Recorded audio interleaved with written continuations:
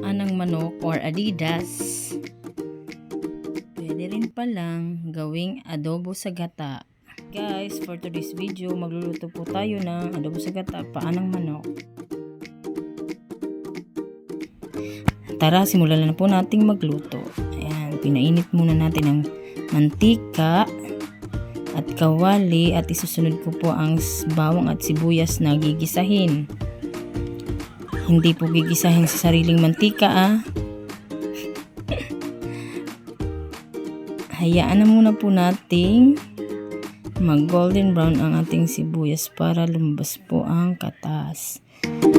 Ang isusunod ko pong ilalagay dyan is yung pinakuluan na pong paa ng manok para malambot na po siya. Madali na lang po ang ating pagluto. Konting halo lang at konting gisa para manuot ang lasa ng bawang at sibuyas.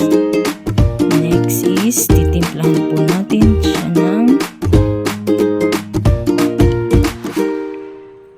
paminta at toyo. Ayan.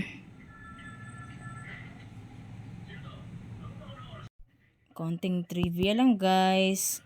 Ang paa ng manok is good source of glutathione. Ayan.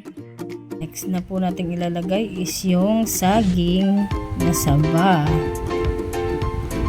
at gata. Hayaan na po natin kumulo muna.